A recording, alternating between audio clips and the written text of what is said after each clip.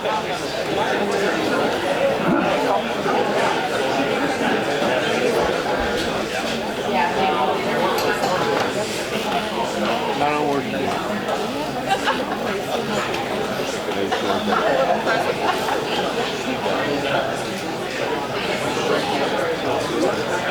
is it time?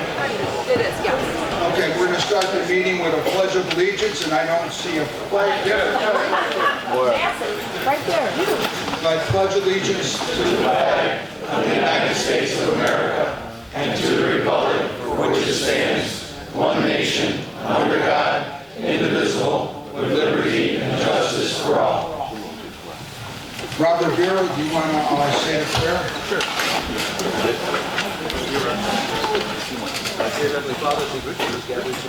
Use the mic, Rob.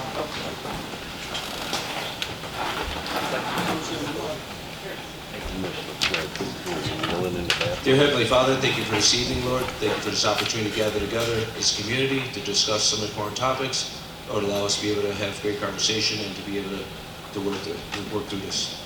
And we pray this all in Jesus' name. Amen. Amen.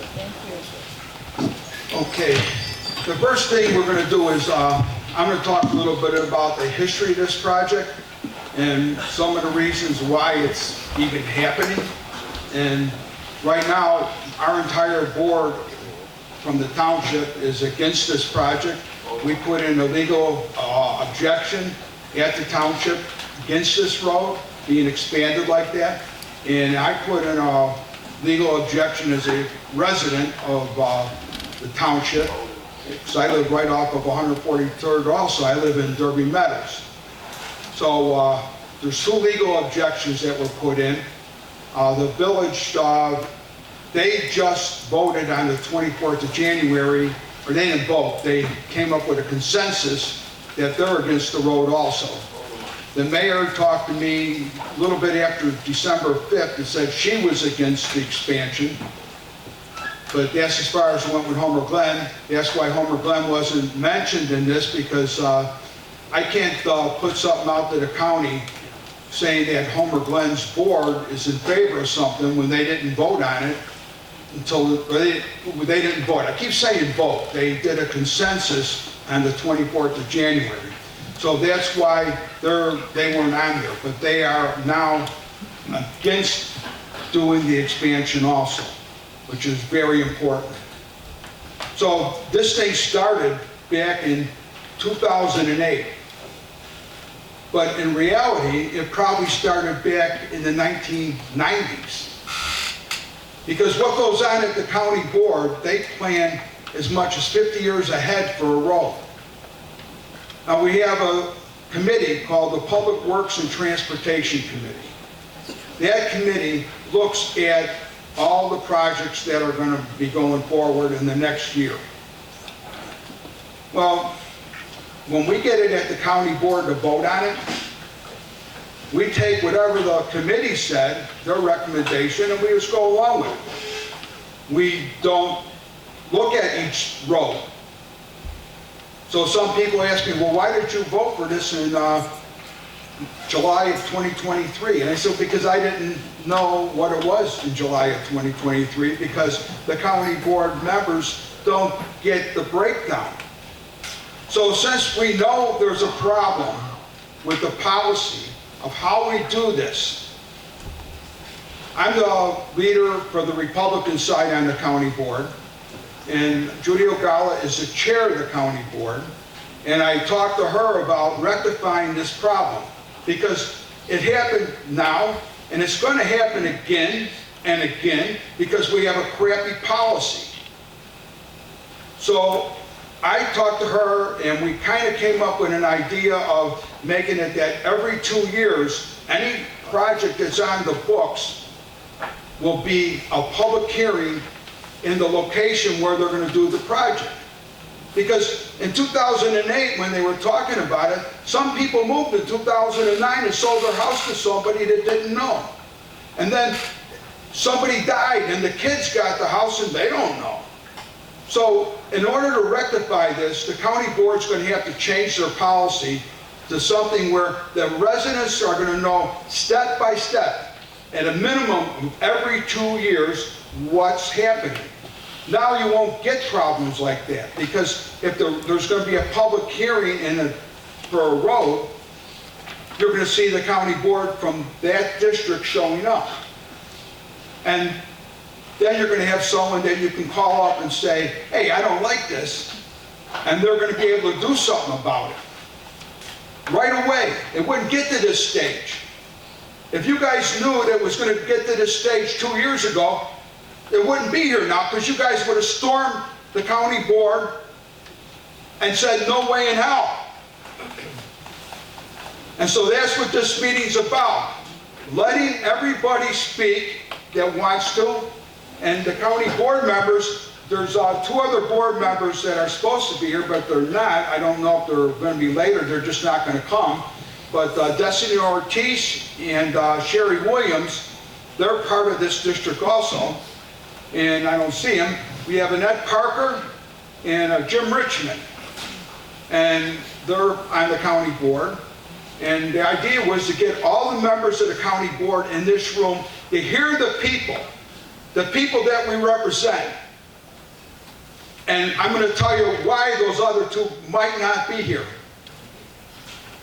The mayors from Cook County, Cook, not Will, Cook, are calling all the county board people up saying, you can't stop this road.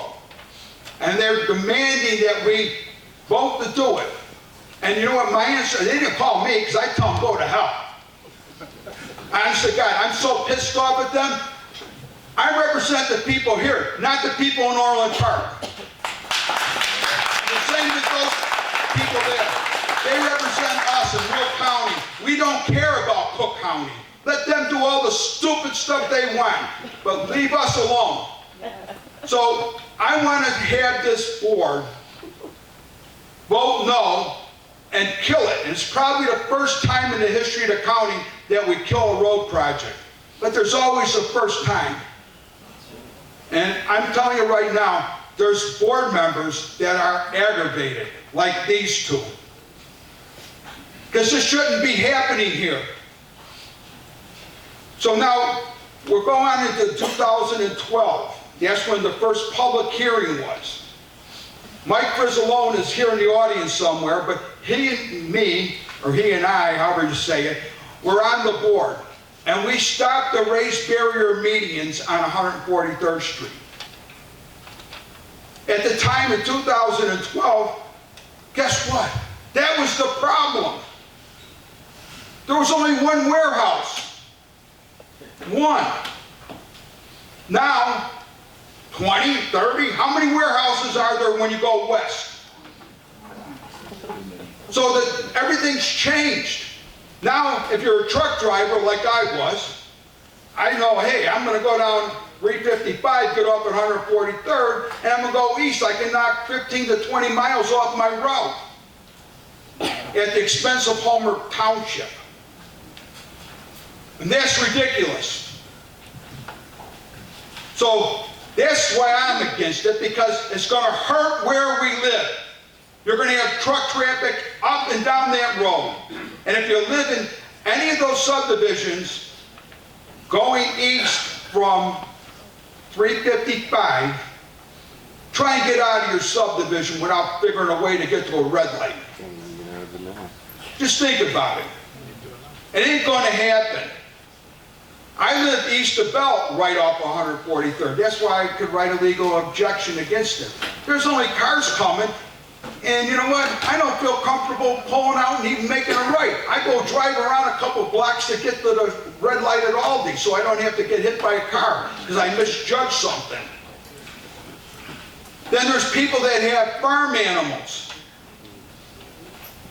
You don't even have to be a truck driver to realize something. You pull out with a truck full of animals and you pull out too fast, animals fall down. Right? So what happens to the farmer? Too bad. Then if you have to stop real fast with animals because you pulled out and a truck's coming your way, the animals move forward. Then what happens to them? Then you have farmers that are pulling hay. What happens to them? Do they count? So the rural nature of Homer Township goes south. This is a horrible, horrible thing. So in 2012, me and Mr. Frizzalone were successful to get the race barrier medians removed, and that was a great thing. Everyone was happy. Then to fast forward to today, on December 5th of 2023, right around Christmas time, you know, I see it on the agenda and I'm reading about it and I'm thinking, this is a bunch of garbage. So I'm ready to raise hell at the county board. Well, I walk in there and there's over 100 people standing there signing up to talk. And I'm like, whoa, this is good. You know, the other members, they might say, oh no, this is bad, because they got to listen to them for 4 hours. But I don't care. I just think to myself, we need to hear the people we represent. So you guys are important to the, there's Raquel Mitchell. She's another county board member. She just arrived. We on the county board care about the people, not the stupid government or the road guy or any of these other guys. We care about all you people in this room, and that's it. That's how we vote. And it's different than other boards because we've already voted to stop a solar project in Frankfurt because the people didn't want it, and we're being threatened to be sued because it's a state law. We can't tell them no. But we're still doing it. So this is not a dog and pony show. This is something that is really able to happen, that we can stop these son of a guns. See, I didn't even swear. So now you go on from there, and since there's a lady from Hadley Road, she sent me a video. The video is from Orland Park in 2020, and it talks about what a great thing is going to happen. They're going to make it 5 lanes from 355 all the way to Cicero Avenue. So why? The trucks can connect to 294 without going 20 miles out of their way. So we're going to pay the price so that a truck can save 20 miles? I don't think that's right. And I don't think the board members up here think it's right either. So when the mayors are calling everybody screaming, I'm sure that any of you guys got calls from the mayors? Just Jim and Raquel. I got them. I told them too bad, and I'm sure they were probably nicer than me because I sweared at them. But I don't care because they deserve it. You don't do that and try and intimidate us to protect the people we were elected by. So now we're looking at what is the county trying to do. Hadley Road. Just think about that road, this little farm road, right? The people over there run the road, and there's nothing wrong with that road. But the county was going to do the same thing. They wanted to expand it and make it so trucks could go down it. And so then, I don't know what happened at the village, but the people from that area came and talked to me, and they said, we need help. So the road commissioner, Brent Porfilio, and Carmen Morella, our assessor, and myself went and looked at the road. The road commissioner said, don't worry about it. We can take the road and not raise taxes, and everything will be fine. And we won't change a thing. So I put in a thing that a jurisdictional transfer, that's so that the county can transfer the road to us. So we went to the village prior to that and said we're taking it. Well, that evening, I don't know, the mayor said that they're going to take it. So whatever. The village got it now. So the county couldn't do what they wanted. That's a good thing. That's a real good thing. The village has Hadley Road. But why did they want to put truck routes over on Hadley Road? Why did they want to do it 143rd? Is the next street going to be somewhere by your house? Is it going to be Gauger or Cedar? What are they going to do next? So we got to stop them now. And that's what this is all about again.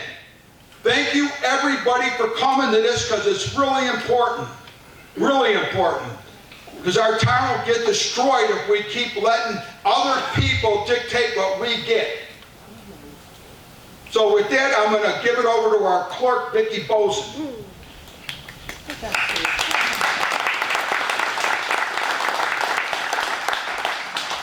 Thank you, Steve. First of all, I'd like to thank everyone for coming too. This is a wonderful turnout. And I would like to do a roll call for quorum, the Homer Township Board. So if I can start with Trustee Shake. Present. Trustee Bonomo. Present. Trustee Clausen. Present. Trustee Rivera. Here. Supervisor Balich. Here. Highway Commissioner Porfilio. Here. Assessor Carmen Morella. Here. Collector Mike Gondek. Here. Also Jim Richmond. Ned Parker. Here. And Raquel Mitchell. Thank you all for attending. Yes, we are also all in favor, like Steve had said, about stopping the 143rd expansion. And a few of us did go to the Will County Board meeting to speak out against it. That was Trustee Shake and myself, and of course Supervisor Balich. And I just want to mention that we do have a lot of people signed up to talk. So if you can please limit your talking to 3 minutes, and also limit it just to the 143rd expansion. If there's anything else you would like to talk to us about, you can always come to our meeting or give us a call at the office. Thank you, and then I'm going to hand it over to Assessor Morella. I'm going to actually let the board talk first. Hi everybody, I am Angel Shake. I'm one of the trustees. Thank you all for coming. This is really important. As Clerk Boson said, we already have met some of you at the county meeting. So the truck proposal for 143rd, we are all against it on this board for the expansion. It's not, they're saying they're not going to make it a truck route, but let's be realistic. If it's rated for 80,000 pounds, it's going to become a truck route because nobody could stop those trucks. You know, if it's rated that way, they can't do anything to them. So it raises safety concerns. It's going to impact all the residential neighborhoods, and mostly everything on both sides is residential, with the exception of a few little strips. They started to use quick take to acquire the frontage from some of the residents, and that's a problem. So now people are losing part of their land, and the best thing I can tell you is do not negotiate with them right now until things are settled. They are using quick take as it is to try to take the land. We touched on the truck routes. Some of the other things that we talked about were the expansion is, there's an alternative. People had suggested maybe putting a middle lane, a turn lane. So if they want to add something and they think it'll help move traffic and improve safety conditions, they can possibly add just a turn lane. So that would be that third lane in the middle. Let's see. What else do I want to talk to you guys? So far, the county seems to be pretty split on this. The county board, the best thing that you can do is keep speaking out. It has not been voted on yet, and they are starting to understand what their constituents want. I would also say that if you live on the west side of Homer Township, I believe, is it Sherry Williams? And me. Right, oh, okay, and Annette. So definitely get in touch with them and voice your concerns also. The other concern that we've talked about, some of you have told me that there's a lot of noise as it is sometimes, you know, at the most inopportune times. Well, if we get, obviously, if it becomes 5 lanes, we're gonna have a lot more truck traffic or even just regular traffic. So you're going to be exposed to all that additional noise. It's going to totally tear down the atmosphere that we have right now. My biggest concern has been with the schools and the church off of the thing and the horse farms. So you have 3 schools. I don't know if people are really aware of it, but you also have that Bobby Noonan school. And you know, it's a little kindergarten preschool area, and they play. And their little area where they play is right on 143rd. They're going to have to get rid of their school. That school has been there for as long as I've been here, for over 20-something years that I can remember. It's been here quite some time. You also have Goodings Grove School, you have Reed School, you have several horse farms across the street from Reed School. All those people are going to be forced out of their homes because there's nothing that they're going to be able to do. And not to mention everybody else that's losing part of their land. So we just want you to know that we're doing everything we can and we will stand behind you. Thank you.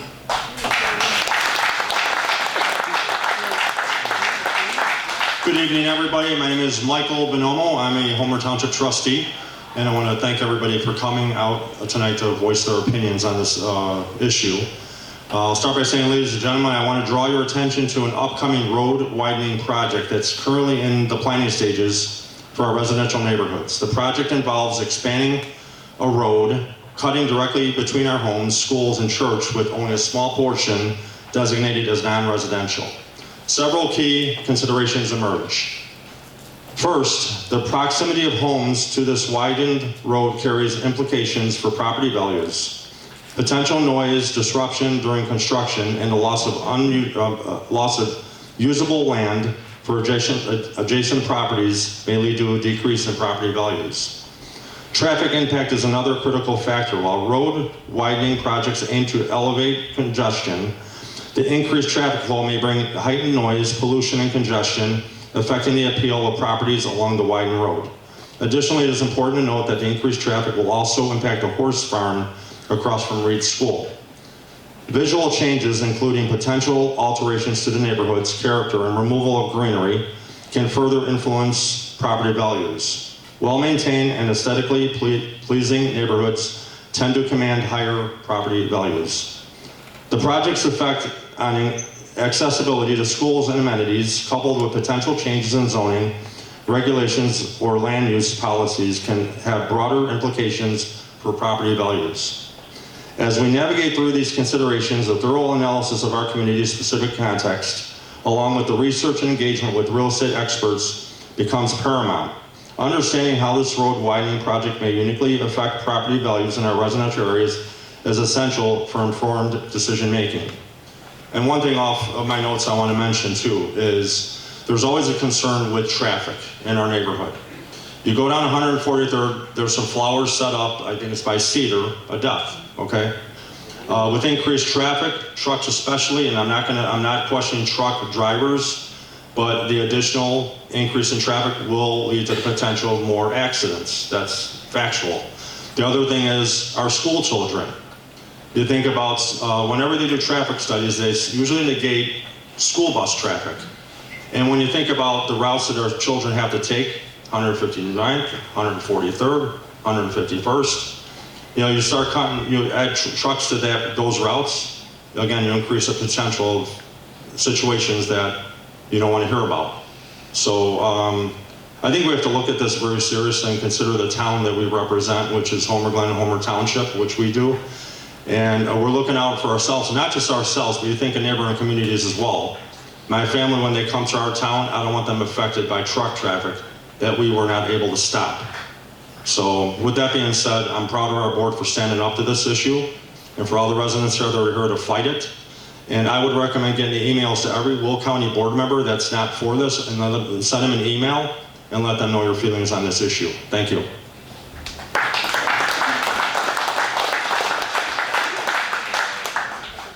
Good evening, everybody. My name is Mike Gondek, collector.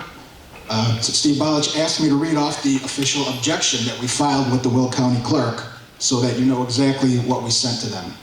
By vote of the Homer Township Board on January 8th, 2024, Homer Township legally objects to the 143rd expansion.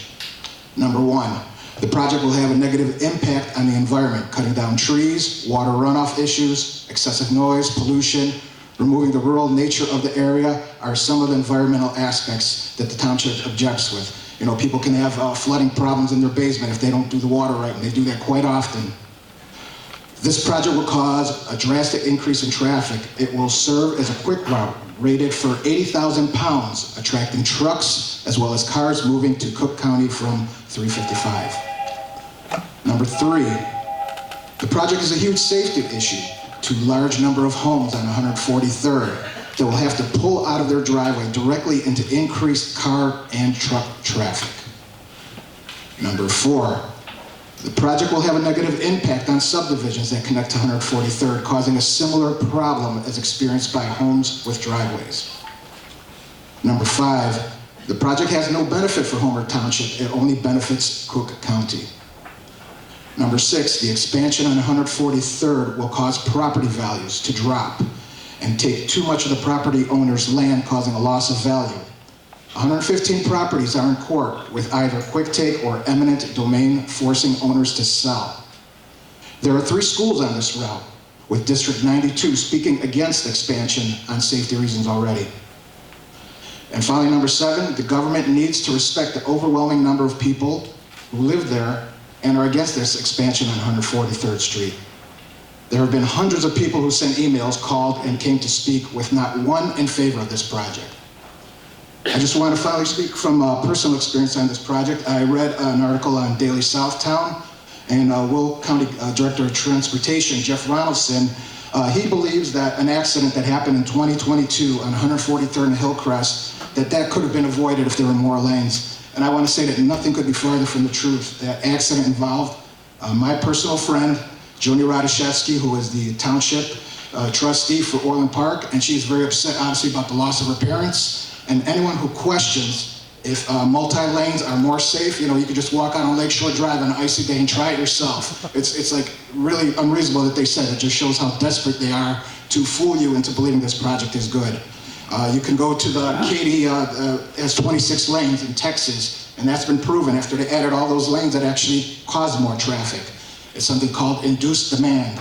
So I really think it's ridiculous. They should retract that statement. I don't know if they made that, or maybe the Daily Southtown kind of confused some words, but it is not safer to have multi-lanes. Thank you very much.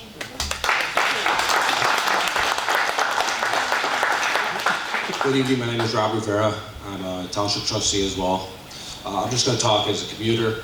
I drive around I use 355, I've used I-80, 57, been all around.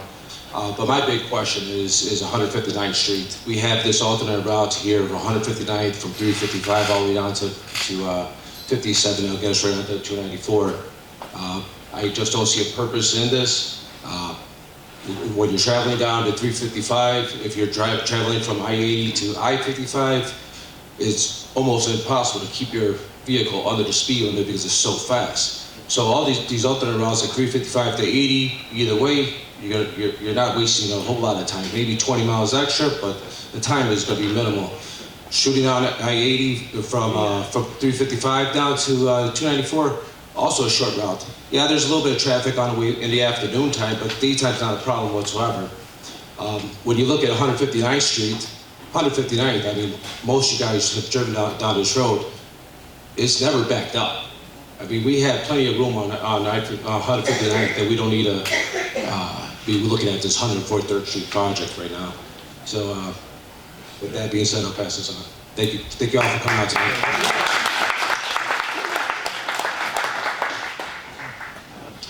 Hi everybody, my name is Michael Clausen. I'm a Homer Township trustee. Typically I like to speak from the heart, but there's a lot of points here that shouldn't be missed, even if they're redundant and people have already said them, but it's worth hearing them again. And for those of you who don't know, judging by the size of the crowd, a lot of you probably do know exactly what this is. But to Rob's point, what they want is 159th on 143rd. That's exactly what it is. They want to turn 143rd into 159th. And again, to Rob's point, why? You see a lot of traffic on 159th? There isn't. And turning it into a truck route, like Angel said. That's exactly what this is. Exactly what this is. And if anybody could explain to me how that benefits us as citizens here, any point, I would love to hear it. During public comments or see me after the meeting, I would like to know how this improves our lives. I see no reason. I see no reason for this at all.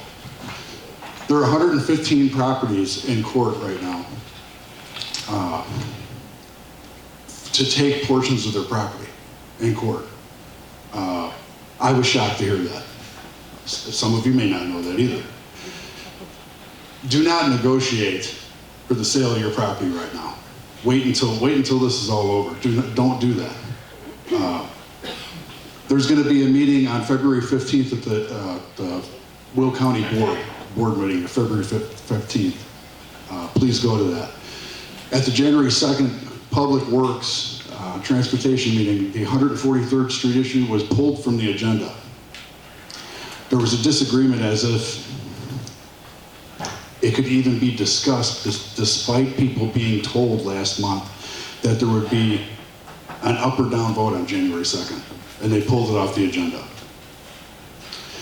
At the executive meeting of the Will County Board on January 4th, Steve Balich mentioned that the 143rd Street issue be brought up at the January 11th County Executive Board meeting, which passed. There will be further discussion, then it'll move back to a Public Works and Transportation Committee for February 6th. For further discussion, and most likely a vote on February 15th by the entire board. February 15th is a big date. Send emails to countyboard@willcountyillinois.com. countyboard@willcountyillinois.com. And, boy, I don't know if I could. Glasses on, wouldn't it? Yeah, how about that? Okay, there we go. That's a lot better. I'm going to spell this one out if anybody's writing this down. BERTINOTARRANT@willcounty.gov. One more time, that's BERTINOTARRANT@willcounty.gov. And ask that they be read in public comment. That's important too. I mean, drown them with letters and emails, please. Please send them. The county will pay $30.3 million for Section 1 and $28 million for Section 2, a total of $58.3 million for the 143rd Street expansion, which is 85%. The federal government, to do the road in 2 sections, pays $7 million in total federal dollars for the project, which is 13%. Again, how does this benefit us? The village of Homer Glen just took jurisdiction of Hadley Road, which would have cost the county between $10 and $20 million. The county is ahead by $10 million if they do nothing on 143rd Street, using the lower number of $10 million as the cost basis of what Hadley Road would have cost the county. If the county puts in the middle lane, which most people would prefer, the available dollars needed to be paid by the county will be $58.3 million plus $10 million, $68.3 million. A middle lane will not cost even close to $68.3 million. Why does the county feel a need? Why does the county find a need to shove this expansion down the throats of the people of Homer Glen at a huge expense to the county? The board members whose district is most affected by this expansion are Balich and Richmond. They are against it. Annette Parker, Sherry Williams, Raquel Mitchell, and Destiny Ortiz, whose districts touch this project, are against it as well. The Homer Township Board and the mayor of Homer Glen are against this expansion as well. So we're all against it. You're all against it. I can see that. I can judge by the crowd that we can already hear what the comments are going to be. But please, if anybody has anything positive that they can say about this, I would like to hear about it. But thanks. Including construction, planning, traffic studies, drainage studies, the whole bit. And Steve asked me to come up and speak for a few minutes. I'm going to try to keep it under 5 minutes. I look at this as not only a Homer Township resident of 23 years, but I look at it from a numbers game, because it seems that in the past, a lot of letters can be sent to the county board, and a lot of people can be very passionate about what they think should and shouldn't be done. But bottom line is most people look at numbers, and that's why I'm here. I am rebutting a lot of the statements made by the county and why they think 5 lanes should be used. And that's why I'm here. Okay. The project is 15 miles. It goes from Archer Avenue in Lockport all the way to Cicero in Midlothian. 1/3 of that, just under 1/3 of that, is the Homer Township segment. So it's not like we're just a small piece of the puzzle within the whole project, where, like Steve said, oh, there's just one little piece we need to widen to 5 lanes and then we're all good. That's not, that's not true. That's not true at all. So let's go through the municipalities that make up the 15 miles. Lockport is way on the west end from Archer Road to Lamont, 1.2 miles. That's a 5-lane section right now. That has 9% truck route. 9% of the vehicles that travel in Lockport on that segment are trucks. In Homer Glen, we have 1.5% that are trucks. There's a reason for that. It's because Lockport has industrial zoning. We have residential zoning. We don't want those trucks here.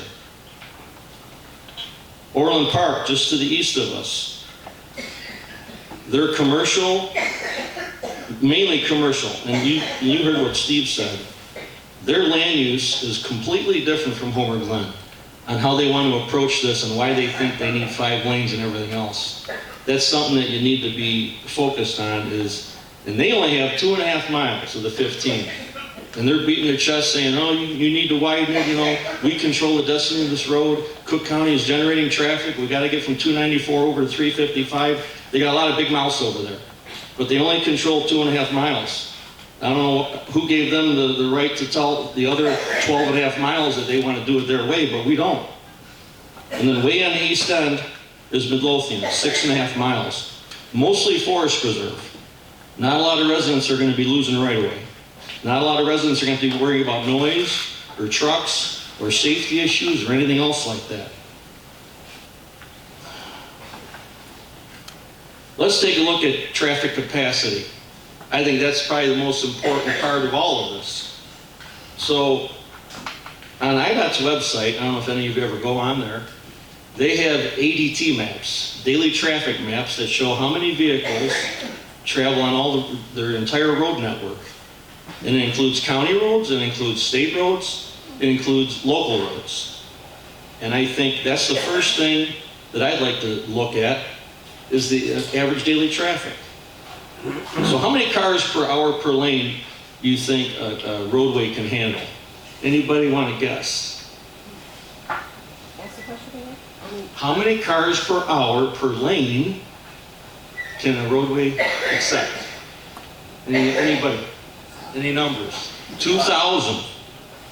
2,000 cars per hour per lane. That's in the traffic capacity manual. That's a state standard and a national standard. Okay? So the reason why I bring that up is, okay, how many cars can 143rd Street handle right now? It's 2 lanes. It can handle 4,000 cars per hour for 2 lanes, 1 each way. It has a saturation level of 15 to 20,000 cars a day. The way it is right now. 15 to 20,000 cars per day based on metrics and national standards. Okay? So how much traffic do we have right now on 143rd per day? What do you guys think? Someone was reading the stuff. Very good. I had a map, I don't know if they put it up over there, but I'm going to give you some numbers. So 143rd Street, per the state ADT map, from Lamont Road to Bell Road, 12,300. What did I just say was the saturation rate? 20,000 cars. So that's going both ways? Yes. So today there's 12,300. It's on the map. 20,000 is the capacity. What does that tell you? That tells you we got a lot of, we're not there yet. They're like, oh, we got to go to 4 lanes now, we got to go to 4 lanes now. We don't. And then you ask yourself, okay, well, they're projecting it to be 14,000 or something next year. Well, you can keep going up to 20 before it reaches saturation rate. But even better than that, if you look at the traffic on 143rd, 151st, and 159th, that's basically the east-west route to get from Cook County to 355. And you got 2 lanes on 143rd Street, you got 2 lanes on 151st, and you got 4 on 159th. How many lanes is that? That's 8 lanes with the capacity of, do the math, 20,000 for 143rd Street, 20,000 for 151st, 40,000 for 159th. 80,000 cars per day, ADT, could be handled by those 3 routes. 80,000. What does the ADT map say we have today? 12,300 143rd, 9,500 151st, 17,400 159th. You got 40,000. And we have a capacity for what? 80,000, double. Why do we need these extra lanes? I don't know. Actually, 159th can take all of them. Right? They should. I don't know. So that's the first point. Highway capacity is very important. County told everybody, oh, we got to have the 4 lanes now. We're going to break the threshold. They're full of crap.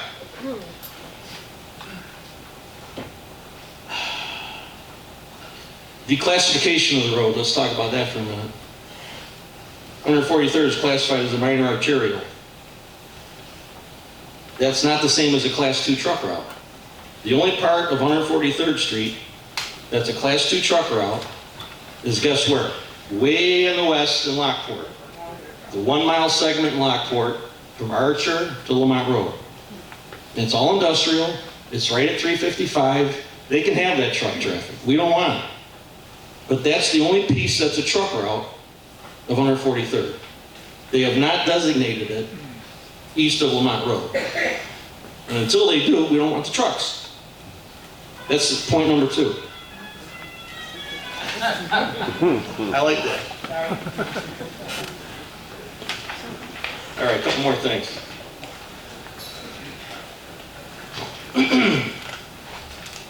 Let's talk about right-of-way. I think Mike mentioned 115 parcels. I was told 116 parcels.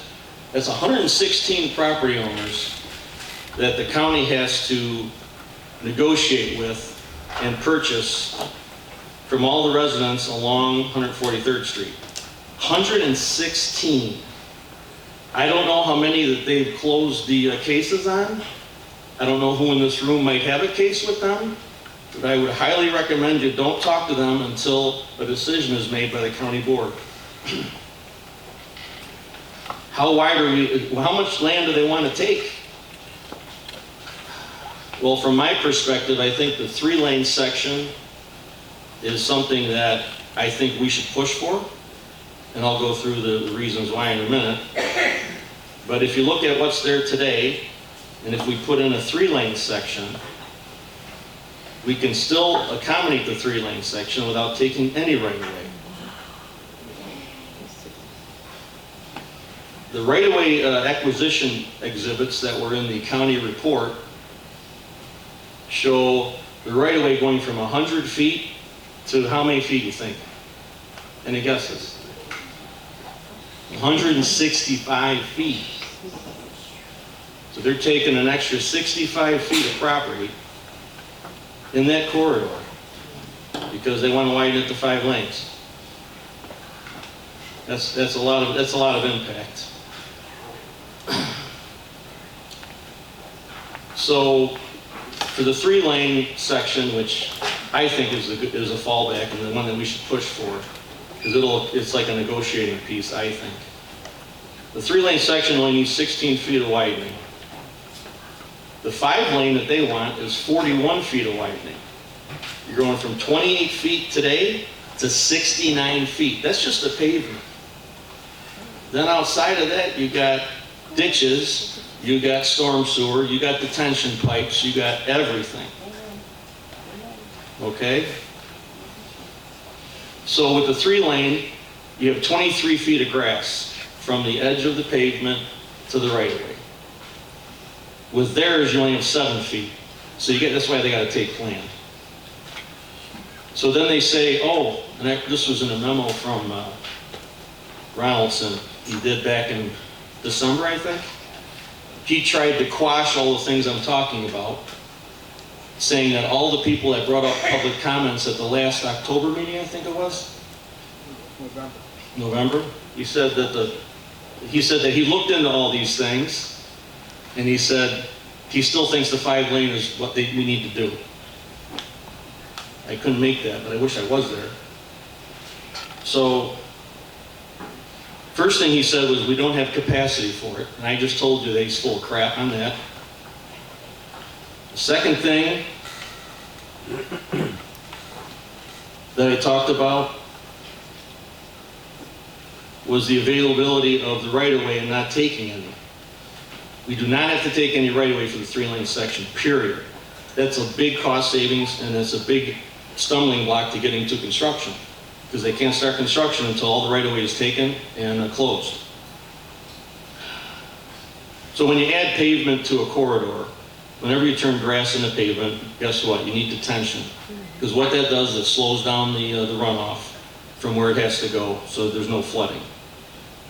So one of the things that came up in October was they talked about, oh, we don't have any room to make the ditches bigger, we don't have any place to put the detention. That's another load of crap. The median can hold it in a pipe under the median, you can put detention, I do it all the time. It's no problem at all. There's 22 feet of ditch available if you need to over-excavate to get a larger conveyance footprint. So they're full of crap on that too.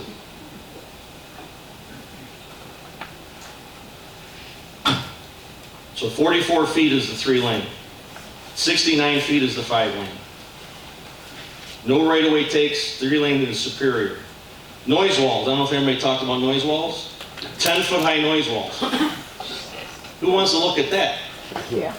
There's noise walls near the Parker Road intersection, 10 feet high. At Saddlebrook, Pebble Creek, and Heatherwood. 10 feet high. I don't know if you've ever driven down the highway and seen them, but they're ugly. I don't think anybody wants to look at that.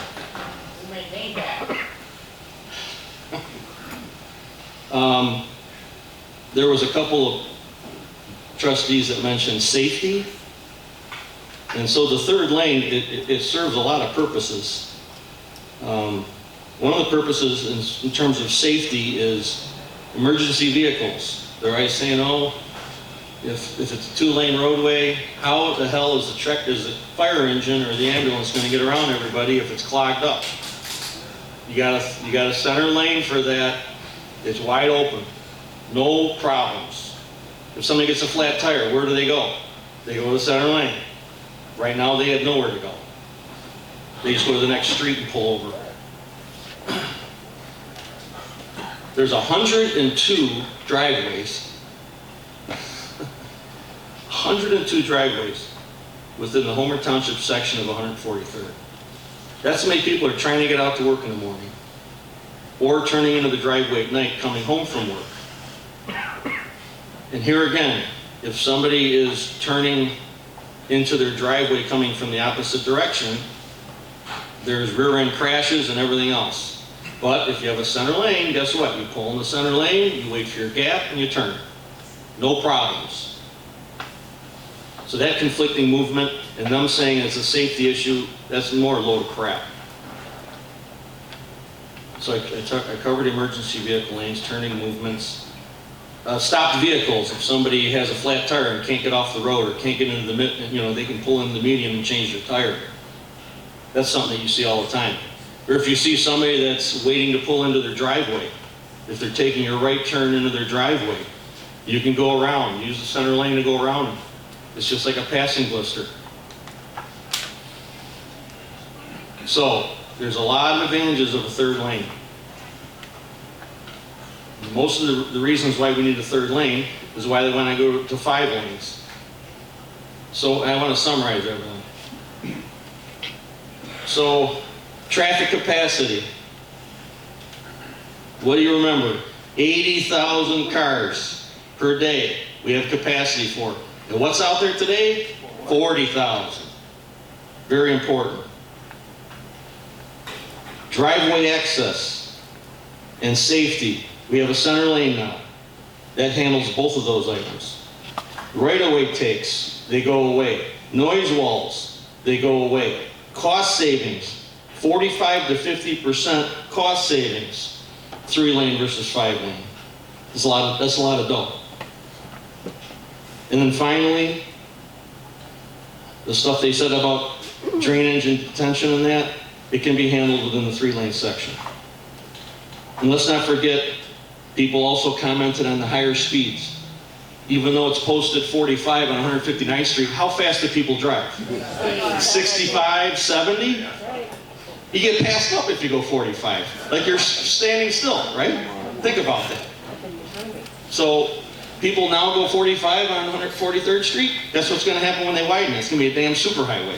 You're going to have trucks, you're going to have high rates of speed, which is going to invite more accidents and more problems for people trying to get in and out of their damn driveways. So that's everything I got. I'll be here after the meeting if you guys want to ask questions, but the numbers don't lie.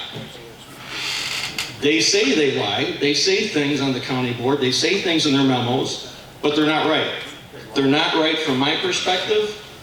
And because of that, I think that anybody that's on the fence with this, that's on the county board, you can come talk to me about it. But I think I gave enough reasons why 3 lanes is superior for everybody's benefit. Thanks.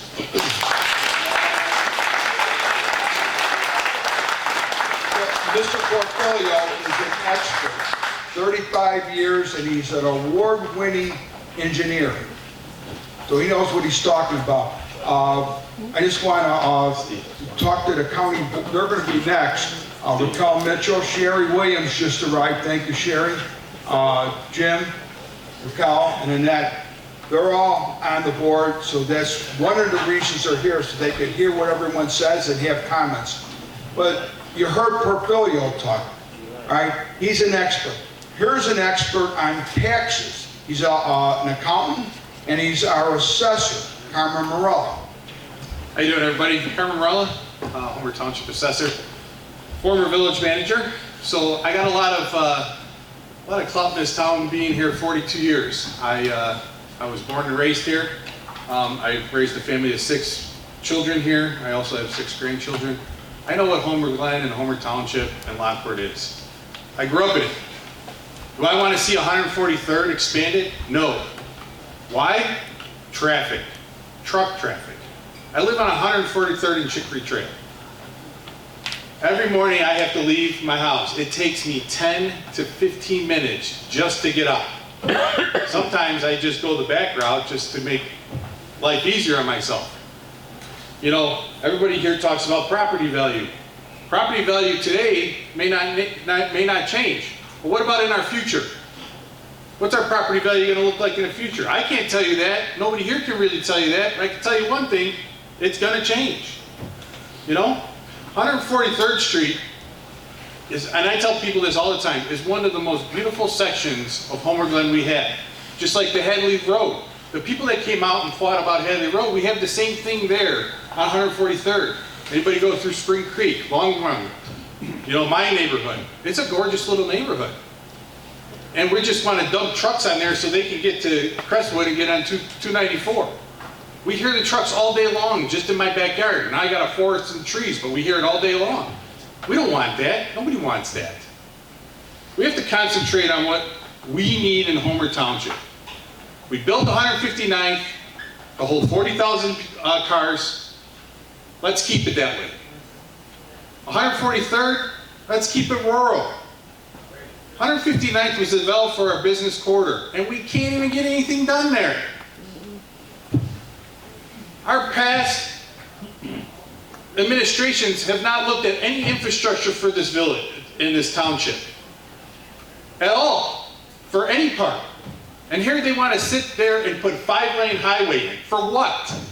To make more truck traffic? I'm very passionate about this because it really hits where my house is. And I'm not happy to see this going to happen. We got other things to worry about as a township. We need to move forward and get stuff taken care of. Let's not worry about spending, I think, Portfolio, what did you say? $10 million they saved, or Mike, you said $10 million they saved on 58 million? Cook County, help us out. You know, let's work on our water. How about that? Let's get that done. You know, we need to do things in this town that are for us and for the township people. All of us, all 40,000 of us. And that's what we stand here and fight for. It's not easy. But I'll tell you what, I'll stand behind everyone that's behind me to get stuff done that's right for us. That's all I have to say. Thank you everybody for coming out. You guys have a good day. Now we're gonna go through the county board members. If they have comments, you're more than welcome to say whatever you want. The first one's Annette Parker. Hello, my name is Annette Parker. I'm a Will County board member and I represent District 5, which does include portions of Homer Township. I came out today to listen to all of your concerns and bring everything I hear back to the Public Works and Transportation Committee as well as the Executive Committee. So I want to thank everybody for coming out.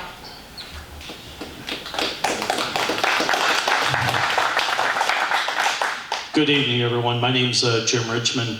I'm in District 4 with Steve. I'm also on the Public Works Committee too, as well as the Executive Committee. If I could just take a minute, because I can tell you, I've been in your shoes. I grew up in Orland Park in the 60s and 70s. I'm in my mid-60s now. I drove down the Grange Road and Southwest Highway on my bike without my parents' permission, and I looked up the census. It was like 3,000 people, between 3,000 and 4,000 people at that time. I have seen the explosive growth and what traffic and roads can do to a village and how it changes everything. So I'm here, I've listened to you before, I've gotten a lot of emails, I've taken a lot of phone calls. I hear you and I'm with you. So I just wanted to make sure that I was out here to let you know exactly where I stand. So thank you. I'm Raquel Mitchell. I'm in Will County Board District 9. I am not on the Public Works or Transportation Committees or Executive Committee. I am your Will County Board Representative in Lockport. Yeah, a portion of Lockport, which is Homer 1. So I don't live here. Now you guys are like, well, what are you doing here? I'm here because I represent you. I represent Homer 1. And if you guys say you don't want it, then I don't want it. Point blank, plain and simple. Also, I get it. You know, you love your street, you love your road, you care about your community.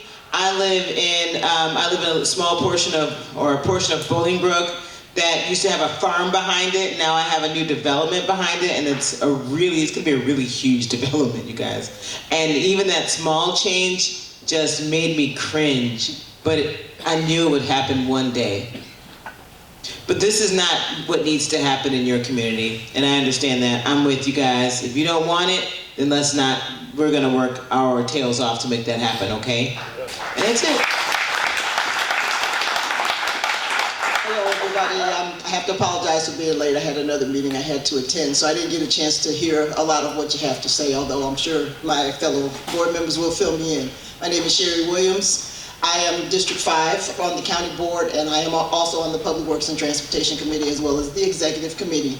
And I actually talked to the Jeff Ronaldson from the Will County Division of Transportation today to see if he could enlighten me anymore. Well, not really.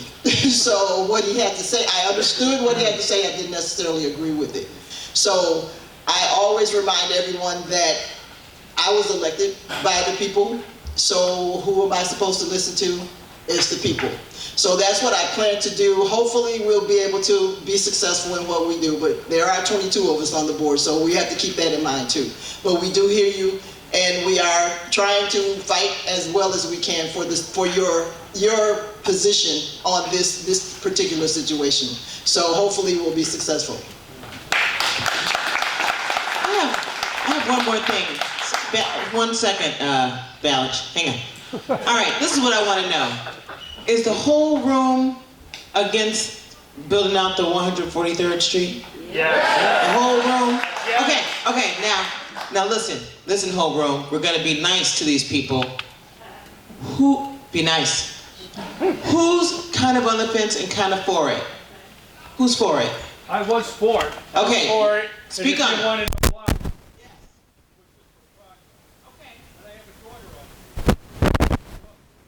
And I said, okay, but after listening to the commissioner down there and Steve, well, I have to See, agree. this is why we had the conversations. You too. I signed up to make my comment, so I was going to make Okay. my comment, but since you said who. Yeah, I want to know who. Let's get this done. Let's get the party going. Yeah. I just want to know who. It's already 8 o'clock. All right, that's all I wanted to know. We're going to be nice because they changed their mind. See, we get along good at the county board. We're missing one person, it's Destiny. Destiny Ortiz, she represents the same district as Raquel. And she might have had a meeting or something, I don't know. But just so you know, she told me she was against the expansion also.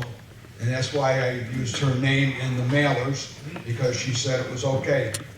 So if you look there, there's 6 county board members sitting there that are on our side, so it's not a dog and pony store. So now, I just want to give everybody my phone number. So if you got questions, call me on the telephone, 815-557-7196. 815-557-7196. That's my cell. I don't have a house phone. So if you call me and I don't answer, I see a red thing come up on my phone and I call you back. And it might be a couple days sometimes, because sometimes I get a lot of red stuff on my phone. But I do call everybody back all the time. I never don't call back, okay? And my email is that's my first name, Steve, but S.Balich, B-A-L-I-C-H, at Comcast.net. That's my personal email, and that's the best one to get me. And if you want to send it like official or something like that, then you go sbalich@willcountyillinois.gov. But either way, I want to make sure everybody in this room knows how to get a hold of me if you've got a question or a problem. So with that, the clerk's going to start the comments from the public. Thank you, everybody, for your patience. All right, I'd like to start with James Shake. And again, it's going to be a 3-minute comment, and let's stick to the 143rd expansion. Let's stick to the comments regarding that. Thank you. Hello, everybody. My name is Jim Shake. I'm the committeeman for Homer 8. My precinct goes from 143rd all the way down to 151st. Okay, so all of our kids in my precinct go to Goodings Grove.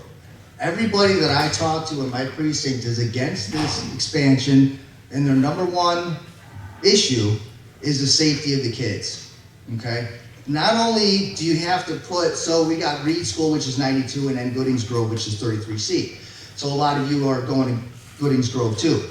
So what's gonna happen, we put the 20-mile-an-hour sign out when the kids are coming in and out of school, right? Not only that, I mean, there is a bike path, okay, in my precinct. It goes across 143rd. So the kids ride their bikes, they go across 143rd. So you're not going to be able to do that if it's a four-lane highway. I mean, it's going to be dangerous for that. Now, there's a church over there. A lot of people in my precinct go to that church, St. Bernard's, right? St. Bernard's. So what are you going to have to do? You're going to have to put a light there, or are you going to make everybody make a right turn and then go all the way around to Parker and then come back? So there's a lot of problems with this, and everybody I've talked to, I mean every single person, and a lot of people didn't know what it was about, like what's going on, what are they going to do? And when I explained it to them, they're like, no. And not only that, I feel sorry for the people in Pebble Creek too. I mean, they got one way in and one way out on 143rd Street, otherwise they got to go all the way to 151st. So what happens when there's a traffic accident over there by Pebble Creek or by in Homer 8, you know, by Kingston Hills and that?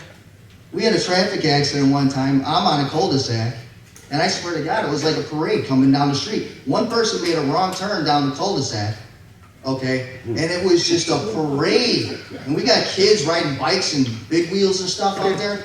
Now, it's only going to be temporary, they say, with the construction, but people are going to be cutting through your neighborhoods. They're going to be cutting through my neighborhoods. We got kids out playing everywhere, and it's only temporary because all we have to do is remember what happened on 159th Street. That was only temporary too, and it lasted 10 years, right? So I just want to put on record. 30 seconds. I want to put on record that I am against it. Most of the people in my precinct are against it, and I hope they do the right thing. Thank you. All right, Diane Cernak. Diane?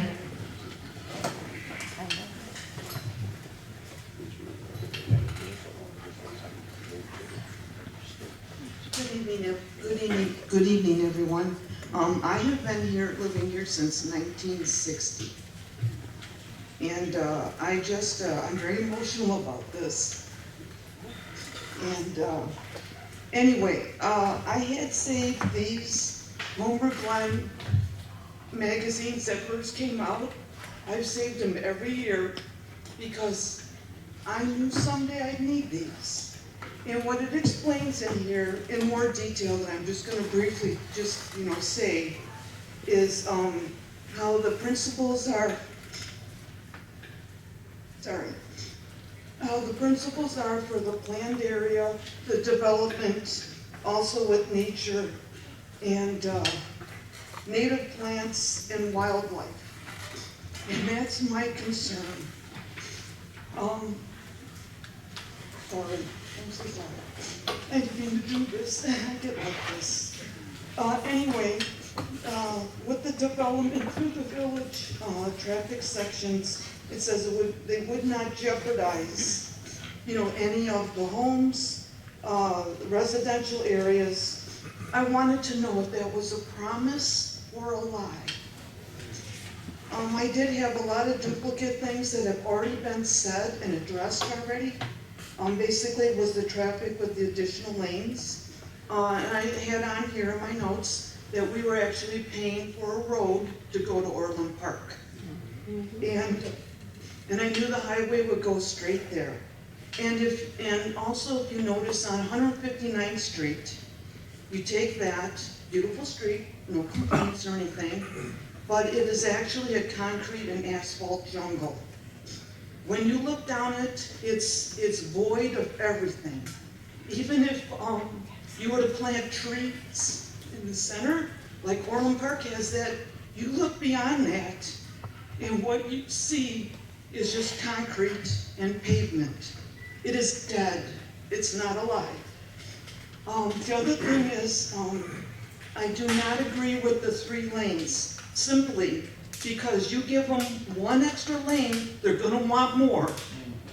And also, I call 143rd Street the scenic route. So you wanna take the scenic route, when you look on a map, you're going on vacation, it's gonna take you longer. It's just part of the program. We'll lose a lot of mature trees you cannot get back. Money cannot pay for those trees once they're cut down to allow for asphalt. Nature does cross there. There's also farms. A lot of these things were already mentioned. I don't need to mention those as well. I mean, I see everything out there. And I know everybody here does and has availability to add to the comments. So I am totally against any of this.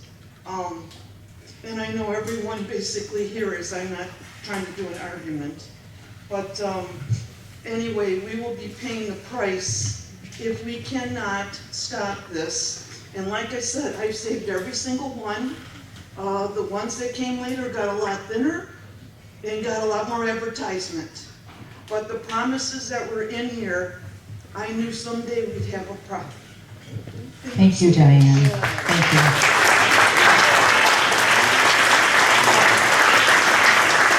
Okay, Wayne Olgenheimer. Wayne?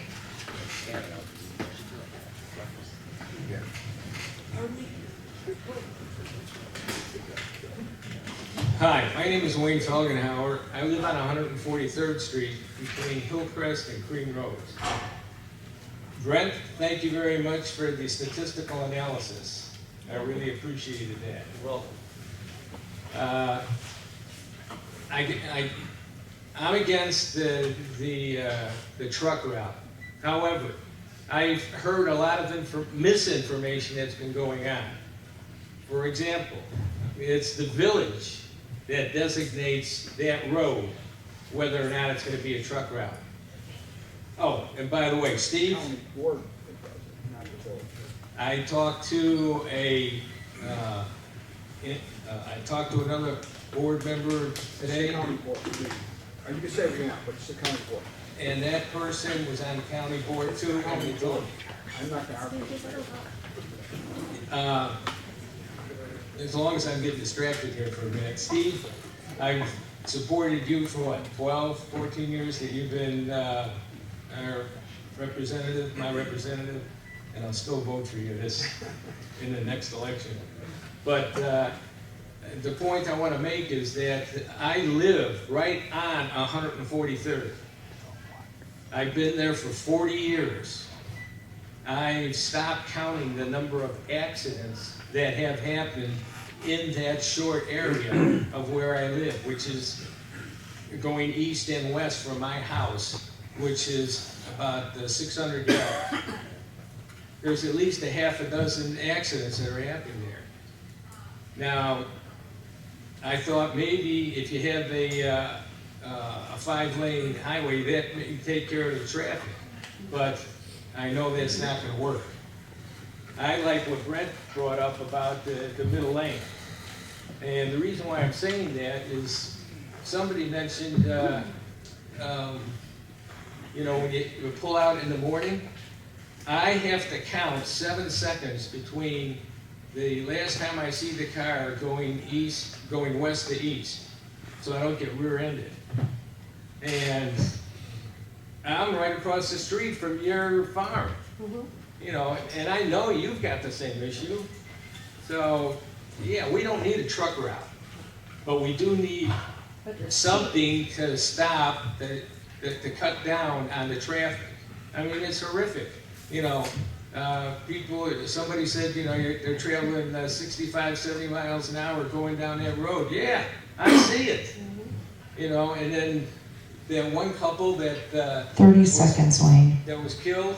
That was about 40 feet away from my house. There's no reason for that. So, in any event, I think it's a good idea to have a middle lane so people can stop. Thank you.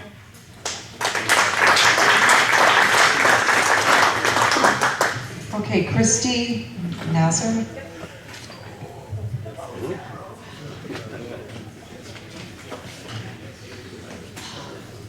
I had a bazillion things to say, but a lot of stuff has already been said. I'm Christy Nasser. I own Chrisland Farm right across from Reed's School. I'm on 31 acres there, so I'm the horse farm that's kind of been talked about right now. I have over 1,300 square feet of frontage on 143rd Street. So they're talking about eminent domain, taking some of my land, taking down my fence, so my animals will not be secure, and talking to a couple people about the liability of that, insurance people. I didn't want to let my insurance company know that they're talking about this, because that was one of the things that they said was, do you have fencing for your livestock? And I said, yes. So they were like very happy with that. So that's a liability. We're talking about the widening here. Here's my philosophy of it, because there's a lot of things that I don't want to reiterate. I'm from Burr Ridge. I was on County Line Road, and they at one point wanted to widen the road that we lived on with the farm, and we were on the north of I-55. They wanted to widen our 2-lane road to 4 lanes.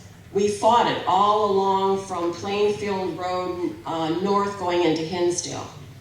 And we fought it, and what they ended up doing was keeping it 2 lanes and slowing down the traffic. We changed the speed limit to 35 miles an hour. And guess what, people? That section became like the the open door into Hinsdale, Burr Ridge, the property values went up, people slowed down, and we didn't have people coming off of I-55, coming down County Line Road, trying to cut over to 294. Same thing's gonna happen here on 143rd Street that you put it into 5 lanes. You're going to make all these people cut through over to 45 and zoom down to I-80. I have followed them at 60 miles an hour out of my driveway a couple of times thinking, what's going on here? And I have followed these people. If they get those stoplights correct off of 355, they keep on coming down 143rd Street, and they are driving 60 miles an hour because I have been on their butts. Of course, the cops don't want to hear you say that. So my idea is that you keep it into the 2 lanes. If you have to go to the 3 lanes, okay. Slow down the traffic. Squeeze that traffic so they don't want to come down 143rd Street. They slow down. They enjoy the ambience of the rural setting all in that whole area. And they maybe slow down and they enjoy Homer Glen. And they come through that way. So I know because I have to pull out of my driveway with a horse trailer. I do not want to have to come across 4 or 5 lanes of traffic jeopardizing my animal's safety. So, and also the wildlife, we want to protect the wildlife too. And you put those flashing lights in front of the schools with 5 lanes right there, nobody slows down, they don't do it right now anyway, and I'm waving my arms like this, someday I'm gonna get, killed. So anyway, that's all I have to say. Thank you, Christy. Jim Sullivan.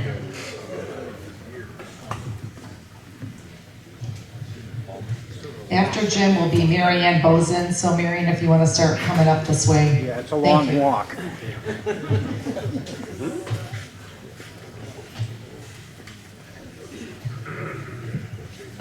After Mary Ann is Jeannie Georgakopoulos. I might have massacred that last name, so sorry. Chris, how you doing? I'm Jim Sullivan, and I live right off 143rd at King Road. And I sympathize with what she said about vehicles flying down 143rd. And I've been involved in several accidents where they missed me as I turned into King Road off 143rd. It's a T intersection. So when it comes to the 3-lane rehab, I agree with that for safety's sake. And another thing is nobody discussed traffic control when it comes to traffic lights.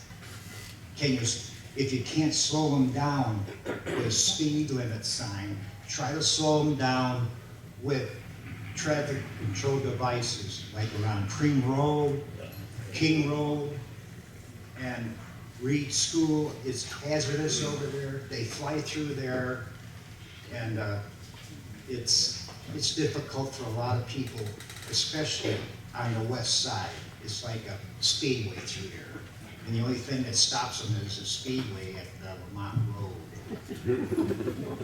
So I'm also a volunteer for the EMS division at Homer Glen, and it's very pleasurable when I go out there and work traffic control because I feel I'm playing traffic tag with all the people that don't understand speed. So I appreciate it.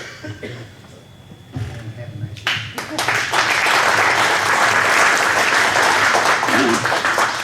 All right, thank you, Jim. Mary Ann Bozen, please. And then after Jeannie is Grace Denmark. I won't take up too much of your time, I hope. But I've been out here for almost 40 years. And now, as you go down 143rd, you have 2 schools, 3 fire stations, a church, the lady that was here before with the stable for the horses, and then we have a farmer that has the cows and the sheep, and then we have the golf course, and then after that we have a little tiny shopping center. And in that process, I would say going through the school areas is 20 miles an hour. And so any semi that's moving fast from Wolf Road will be stopping pretty soon because there's other stop signs in there before they hit the school. And then they go 20 miles an hour with the semi and trying to stop there. I would say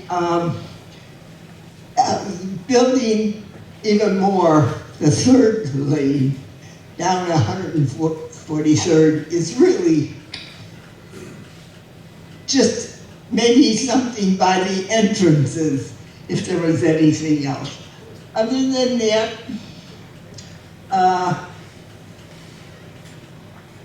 I think that's about it. And I hope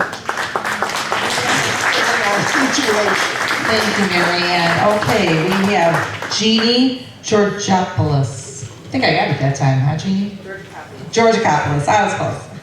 Then Grace Denmark, and then Jeff McCree. Sorry, Jeff. Hi, I'm Jeannie Georgopoulos. I've been out here since 1992. I am a realtor, and I want to ask the county why the rest of the members aren't here to look at the faces of the people who are paying the taxes, who are going to be affected by this lane thing that you guys are saying that you want to do. It is horrible. It's going to affect the ruralness of us. It's only going to benefit Orland Park. Orland Park did a beautiful job with their concrete pavement, taking them all the way from LaGrange to I-80. These trucks can go around and not affect us. These people, the community, the ones who pay the taxes, the ones that you guys are supposed to be representing. We are the ones paying the taxes. Save your $58 million, give it to the people. Do something better with it. Repay the 159th. Listen to the numbers. Listen to the people. Do what we want. Homer Glen has always been a little community. It's been wonderful. It's been rural. This is what people like. You're also going to take away these people's value of their homes. I live off of Sally Brook. We have one way in, one way out, and then you're going to put a 10-foot wall up? Thank you very much. Let's really cause an accident, because nobody's going to stop. We're going to have a bigger blind spot. It's valleys. It's got hills. We need to protect the farmers. I can adamantly say I'm against it. Please go talk to your neighbors. Power in numbers, guys. Please talk to your neighbors and have them come out. Have them back our board. Let's do this as a community. Thank you. Thank you, Jeannie. Okay, Grace Denmark, Jeff McGarricky, I think? Magarski. All right, Jeff, come on up here, and John and Kim Patty. You're after Jeff. Thank you. Hello, I am Grace Denmark, and I have been in Homer Glen for 33 years. We chose this community. We didn't inherit property. We did our research. We came out here. There was a promise that I feel that was made to us. We have sheep in our backyard. We have deer that come through our property. We have seen baby foxes be raised in our community. And every year that we stay here is another year I question why. Because the promise is just going away. The promise of the rural community, of the ability to have sheep in your backyard. We just got chickens. Now we can have chickens. Fantastic. Watch them get slaughtered on 5-year lane highway. So I am very disappointed in my town because, again, I feel like we've been sold a bill of goods that just wasn't true. This isn't going to be a rural community. This isn't going to be a place that was Googled. You can Google us for our dark skies. And we were given awards for our harmony in nature.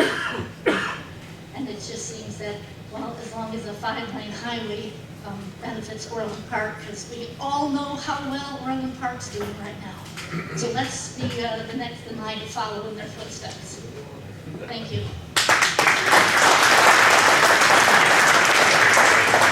Thank you, Grace. Okay, Jeff Magarski. Jeff is fine. Okay, Jeff. I should just give up, right?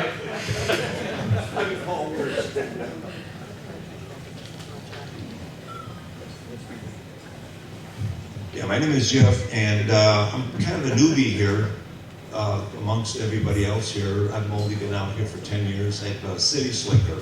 Grew up, born and raised in the city. All the traffic, all the nonsense, this is silly. I don't want it. That's all I gotta say. I think this is a great township. It's brought peace to my family, and don't want this expansion. That's it. Thank you, Jeff. Okay, we have John Patty, then we have Kim Patty, and then we have Kathy Capra.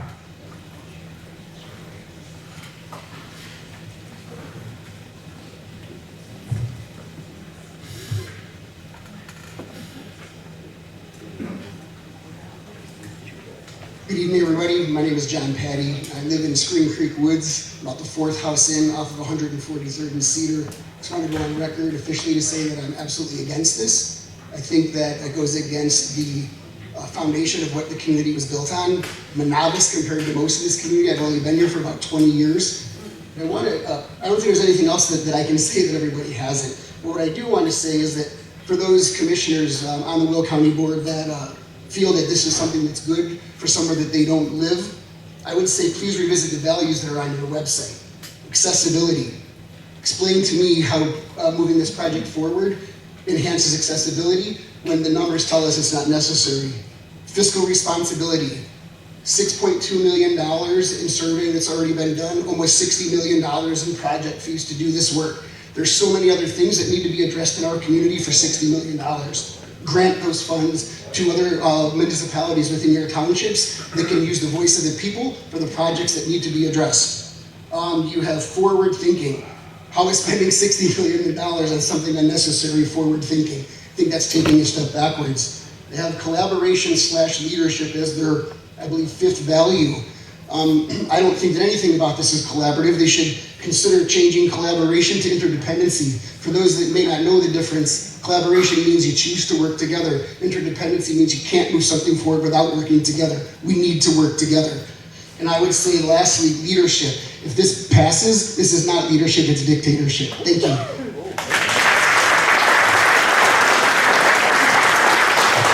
Thank you, John. Is Kim Patty? I hope not, but she's really pissed about this. Oh, okay. There she comes. Okay, after Kim is Kathy Capra and then Ray Alcala. Hi, my name is Kim Patty, and I believe my husband pretty much said everything that I feel I agree with. I do not agree with this project, and I am also for the people and for the animals.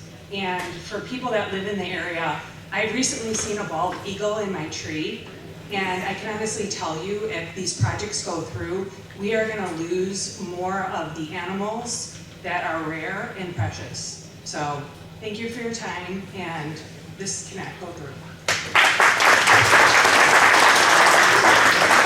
All right, thank you, Kathy. Sorry, Kim. Kathy Capra is up next.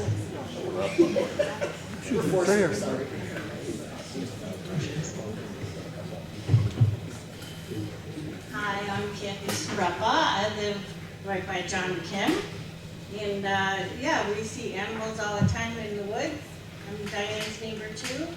And a lot of neighbors here. So we're against it, that's all, for sure. Thank you, Kathy. Okay, Ray Alcala, and then after Ray is Mike Dean, or Dune, sorry, Mike Dean, okay, got it. And then Kathy Hufferitz after that. Sorry, guys. So I would like to thank Steve for calling this meeting and sending out the flyers. You know, we all got them. And you can see we have a good community. There's a lot of people here. Like, you still got to call your neighbors, tell your neighbors, get their butts out here. Because the problem is, if we don't send these emails, letters to the county board and make sure everybody understands exactly what we want, we're going to lose. So you guys got to, you know, not be complacent. You're showing that you can do something. So we need to do a little more. A little history. Back in 1960, my wife's family moved out here to near Spring Creek Woods, the corner house on 143rd. We have 150-year-old oaks, black walnuts. We already gave up 35 feet of easement to the electric company, and now they're talking about taking another 65, which would bring it to our front porch. So the third lane, to me, is a good idea. If you drive down the road, you see the power lines, and there's a circle around there where all the trees are growing above the lines. So it's beautiful. The animals are fantastic. I don't like the tailgaters. You know, there's a lot of people that are, I slow down to 45. I put my cruise control on, screw you. I'm not going, you want to pass me, pass me. But I'm trying to keep everybody slow. So if we all slow down to 45, they'll get the idea that we're not in a hurry. They can go to 159. The other thing I'd like to say, it was very nice to get the true numbers because you get a lot of speculation and guessing on what's going on. You know, 80,000 is a lot of vehicles that can be handled in a day. And once all these facts are out, you know, not on the internet, but in people's faces, maybe they'll understand that 5 lanes isn't necessary. I do agree with the turn lane because trying to get out of our driveway, you got a hill there, you're trying to get in your driveway, people just run right up on you. So that would be a good idea. And one thing wasn't mentioned was the bike path, because they were also talking about 5 lanes and a bike path. And if you saw the path that's on 159th, you could drive a UTV on it. You know, it's 8 feet wide. So hopefully we can get a little further with this. And I want to thank everyone on the board and everyone that showed up. And I hope that you guys can do the right thing by the people of Homer Glen, because it is supposed to be harmony with nature. So thank you very much. Thank you, Ray. Okay, now we have Mike Dean, then Kathy Aferitza, and Mickey Smith. My name is Mike Dean.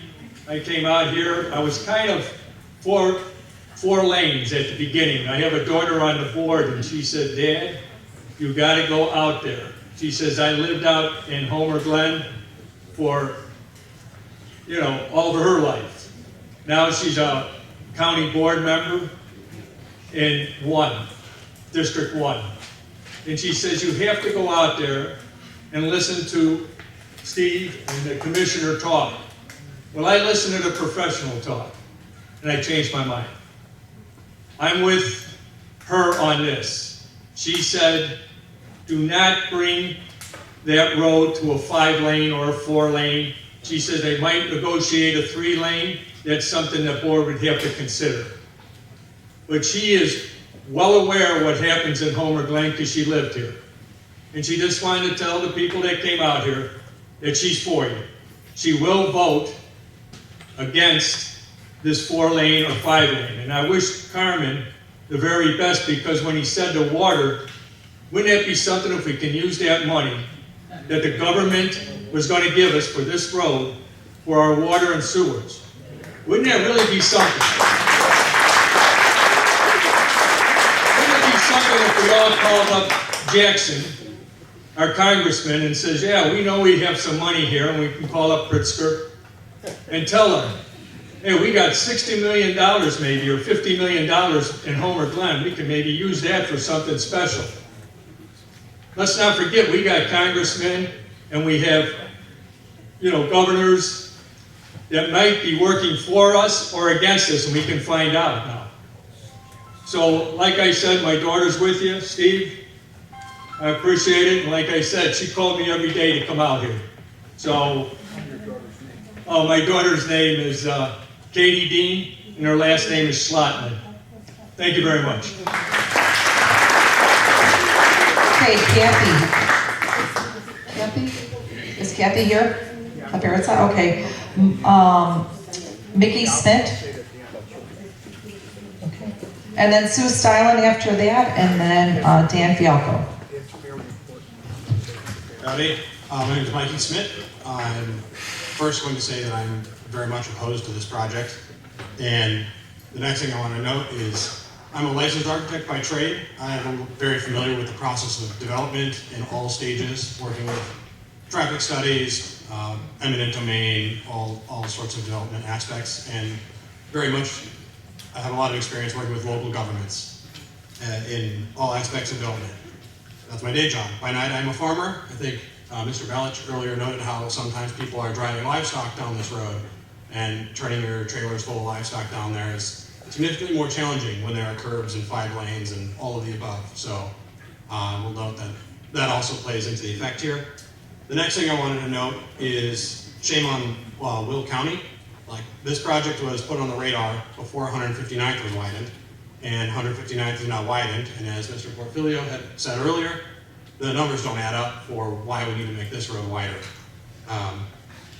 So shame on Will County for not rethinking this project. I loved your proposal, Mr. Balich, for having road projects looked at every 2 years to make sure that it is still a valid project to be on the table. And lastly, I wanted to note, the Hadley and Parker Road project that was recently saved by the Village of Homer Glen, I kind of led the charge on the civilian end of that. So I've got some experience with what you guys were all trying to do. So I wanted to share some advice for what you can do that we had success with. And the number one thing I would say is be at these meetings, be at the county board meetings where they're discussing it at that level, and be writing letters and calls to all of the county board members who are going to eventually vote on this. Because they're going to get into debates with their staff who determines what sort of road projects are worth doing. And the more pressure you guys can put on the county board, the better. So write them letters, make phone calls, bring up all the facts and things that were brought up here. And then remember, your local governments, the Village of Homer Glen is on your side, the Township, Homer Township is on your side. They've all made that very clear. So you've got that going in your advantage on your efforts to stop this. So I would just take that advice and run with it, because that's what's going to give you a fighting shot. Thank you. Okay, Sue Stein, and then Dan Fialco, and then Jay Bradridge. Thank you. I'm Sue Stylen, and I'm also a Village of Homer Glen trustee. And I'd like to thank the Township for holding this meeting. I think it's always wonderful when residents have a chance to come out and voice their opinions. To Diane, I saved all of those magazines as well. I've been involved with the village since before incorporation, and I have to tell you, we always have to fight for community and nature and harmony. It's always a battle, and it always will be. We all know that there's a lot of problems with widening the road, and I do not support that. I do support middle lane, and I think that we need to look at safety features such as traffic signals, and most importantly, I do believe we need to lower the speed limit. The purpose of the road, I don't understand. It's just to connect Will County to Cook County, or to bring Cook County to I-355. Why is Will County having to shoulder that burden? Why don't we just ask them to move the traffic to the north? I travel on Archer Avenue frequently to head northeast. That's a 2-lane road. It has a lot of traffic. It seems to handle it, so I don't know why we need 5 lanes to handle a road that the state of Illinois uses 2 lanes for. And so why doesn't Cook County spend money to develop 131st Street, which is in Cook County, and connect that to Archer, or do something else? But I don't think that Will County or the Township of Homer or Village of Homer Glen has to shoulder the burden of that traffic. Thank you. Thank you, Sue. Now we have Dan Fialco. After Dan, it's Jay Bradridge, and then Scott Perry. Thank you.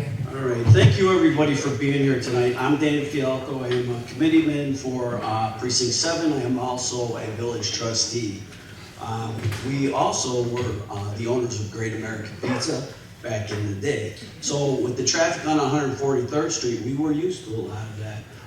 What I want to cover, a couple things that hasn't been covered yet, besides the truck noise and eminent domain and the farms that would be impacted. Not only would the farms be impacted by the eminent domain, the walls that would be put up there, we would no longer be able to look at the sheep on the south side and the cows on the north side. So we don't want to lose that. And I believe most of us in this room that have been elected have always said we want to keep the rural character of a community. Now, I attended a meeting in Will County. There were 2 of them. Most of the representatives here were there. We all spoke. We talked to Ronaldson. We talked to the board. I want to thank Will County for the members that are here tonight. Thank you for being here. Thank you for working together. Thank you for the township. This is what it's about, a community coming together and kind of resolving things together by being here. I wish I saw this kind of crowd at our village board meetings. That would make me feel really good. But with that said, and those are on the 2nd and 4th, and a new time of 6:30.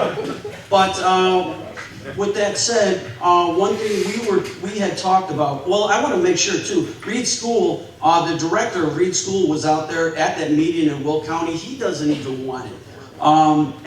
At our last village board meeting though, we were canvassed on Wednesday, and you can watch that on the village board website if you wish to do that.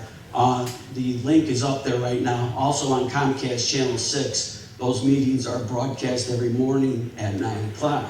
But we were canvassed. What do we want to do as a board for 143rd Street? And the consensus was that nobody supports it.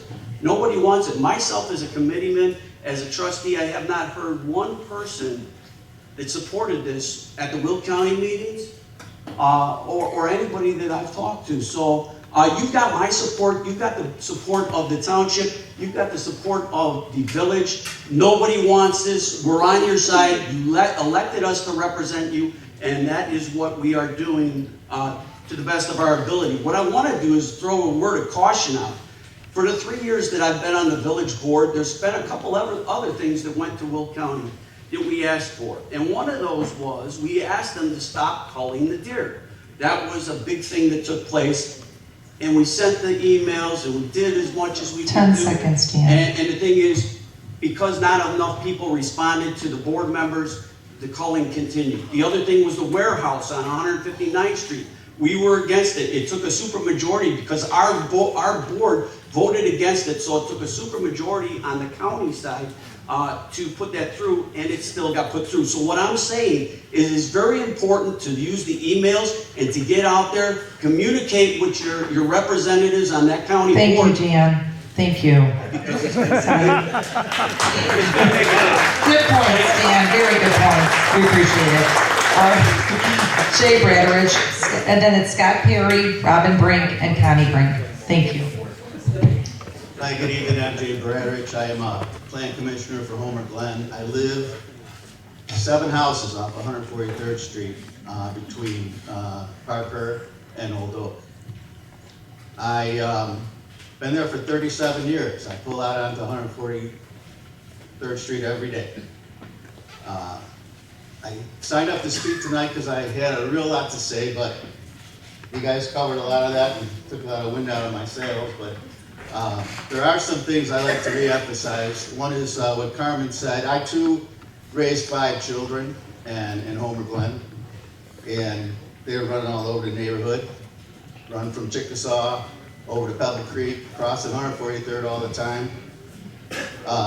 And frankly, 5 lanes, are you kidding me? How's these kids gonna get across the street? They're not, or they're gonna get hurt, or they're gonna get killed. So the safety factor for me is a big one.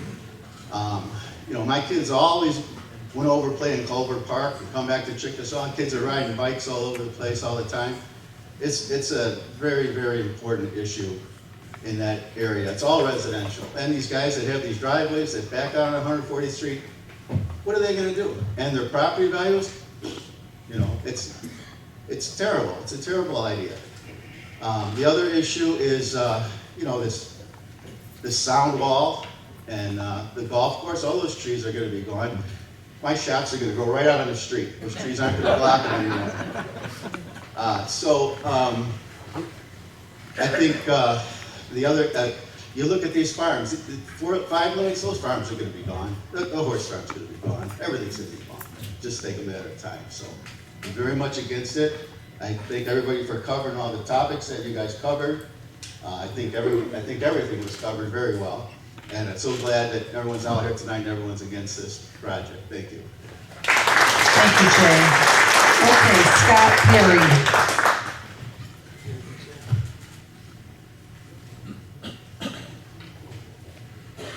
Good evening. I live along the Parker-Hadley corridor, and you really do appreciate the support that we got from Homer Township, Steve Balich, from the city of Homer Glen, and from the community at large. And I really think that it kind of surprised and shocked a lot of people from the Will County, you know, that kind of run the county. when they got the kind of reaction they did. And, you know, there have been a couple of other issues recently that came up where there was a lot of reaction from Homer Glen. And I think they're starting to get the idea that the definition of progress is a little bit different for Homer Glen than it is for a lot of the communities in Will County. And we just need to keep pushing that concept that we are different, that we have a different way of looking at the community, and that we will not you know, go along with the programs. You know, the community wants the community to stay the way it is, and we have a little bit different idea what progress is, and just keep it up. I know that when I talked to people originally about in my community about the road widening for Hadley and Parker, they were like, "Gotta fix this in. You'll never change it.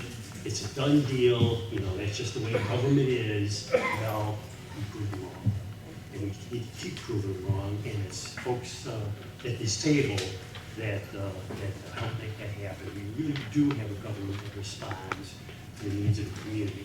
So, but thanks again, and let's all pitch in and make it happen this time, and if need be, the next time, it's time for that. Thank you, Scott. Okay, we have Robin Brink, Connie Brink, Keith Joza, and then Christina Knightsky-Chorky.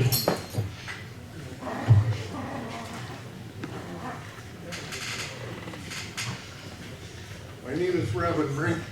I have the pleasure of living around the corner from his Nazar. I met up with Mr. Ballich at the county board meeting a month ago on this project. I met the most wonderful woman in the world. We bought our house in '99. She let me marry her in 2000. We absolutely love it here. We don't want to see 143rd widened. We don't need, I bend to disagree with Mr. Brent. I don't think we need 3 lanes either. Because 3, I agree, becomes 4 and becomes 5. If we all have to wait on somebody to turn left, too damn bad. What is so important that we, oh my goodness, I'm gonna lose 30 seconds to travel down 143rd. As Mr. Ballard said, that's a load of crap.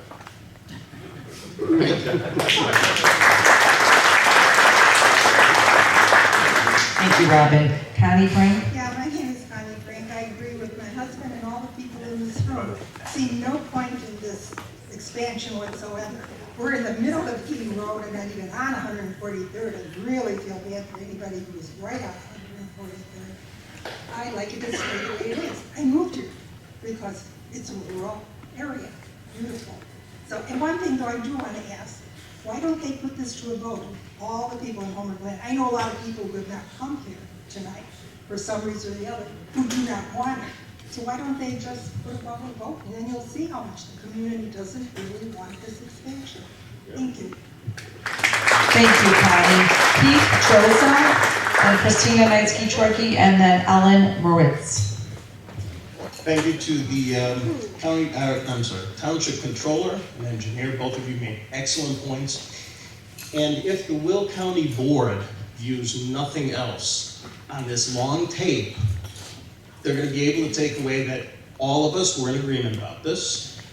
The officials from Homer Township, from the city itself, and a number of other Will County board members, but do go back and examine the points that were made very succinctly at the very beginning of all of this.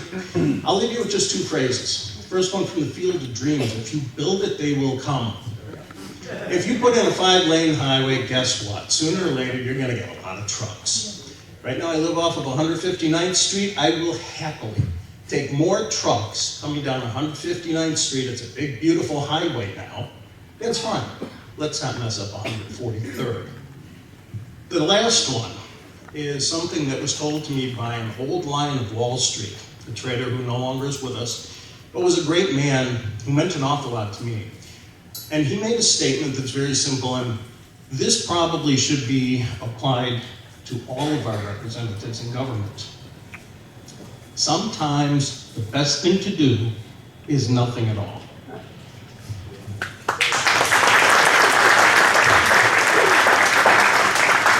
All right, thank you, Keith, that was great. Christina Knightsky-Troiki, and then we have Ellen Moritz.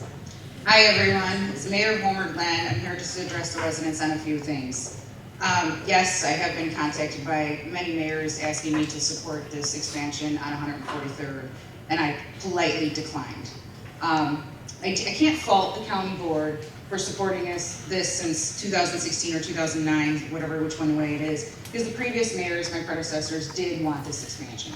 So I can't fault you guys for voting this, and I know many of you weren't even on the board, but Mr. Balich, you did, in fact, vote 9 times for this, which I understand. You changed your mind, and I greatly appreciate that. I did reach out to you in September, not January, but that's okay. You know that we're behind you, and I appreciate that you're behind the village in not expanding this road. And I promise the residents, as long as I'm mayor and as long as Steve's supervisor, this road, we're gonna fight our hardest not to have this road expanded. I grew up in Saddlebrook. I know what it's like to get out of Saddlebrook. From what I understand, from when I talked to the county executive, Mike Mahoney, Jeff Ronaldson, something has to be done. They can't leave the road as it is. So that, from what I understand, if they can't leave it, the best alternative is to put a turn lane in the middle, going both directions with curbs. As Brent had mentioned earlier, if you don't have the curbs, it takes up more of the land from the residents, from what I understand. Is that correct, Brent? Yes. Yes. So the best option, from what I understand, and if I'm wrong, I apologize, but is to have one turn lane in the middle, one lane going in each direction, and curbs and without the ditches. Thank you. Okay, thank you, Christina. And then Ellen Moritz. Is Ellen here still? Okay, I think that concludes the public comment section. I think Annette Parker would like to say something more. Go ahead, Annette. Thank you. We'll just have to clarify, because I was gonna make a comment, and then when Christina said what she said, I was under the impression that whatever happens in Public Works, if it comes to the full county board, we'll be voting to either proceed with the project as it is with the 5-lane, or just kill the project. We can't decide, okay, let's go to a 3-lane, from what I was understood, or told. So we're gonna have to clarify that, and we will, as at the Public Works and Transportation meeting. I have lots of questions that were brought up tonight that we will get clarification on and hopefully get back to you guys.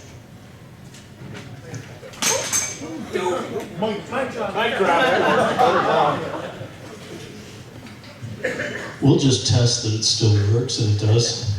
I know, Steve, you mentioned that we had to be out of here by 9 o'clock, so I think everybody up here has heard you loud and clear, and we're all here to represent you, our constituents in that. So I appreciate everybody coming out. I'm glad it isn't as cold as what it was a couple of weeks ago. We had a lot of attendance, so I know we all heard you loud and clear. I'm sure on the other side of the podium you guys heard too, so I just want to thank you for coming out. Thank you, everyone, for coming out. And is there any other comments? Don't go yet. We got one more thing that's real important. So just hold up for 1 minute. Anybody else from the county board want to say anything? I want to thank Sherry Williams and Raquel Mitchell, Jim Richmond, and Annette Parker from the county board for coming out here. But it's real important for you guys to understand. A couple people talked about sending emails. Send an email to countyboard@willcountyillinois.com. Mike brought off emails. Send them to those two. But you got to send it and say, please read this in public comments. Otherwise, they won't. So that's real important. Now, the first Tuesday in February at 9 a.m. is the Public Works and Transportation meeting. At that meeting, we're going to have this come up on the agenda. So everybody that you talk to in your neighborhoods, tell them to come out there and sign up to talk. And if you're against, you don't have to talk for a long time. Just walk up there and say I'm against it.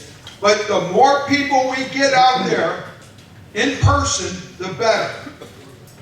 That's the first Tuesday in February at 9 a.m. at 302 North Chicago, second floor in the county boardroom. So that's real important. After that, we should kill it at that meeting. Then it goes to the full county board for a vote, not just the committee. So everybody needs to show up again at the full county board meeting. And I think that's the third Thursday in February. The third Thursday in February, and the township will be sending out the dates again. But tell your friends to please come. Because it's an uphill battle to win stuff like this, but I know we're in a position that we can.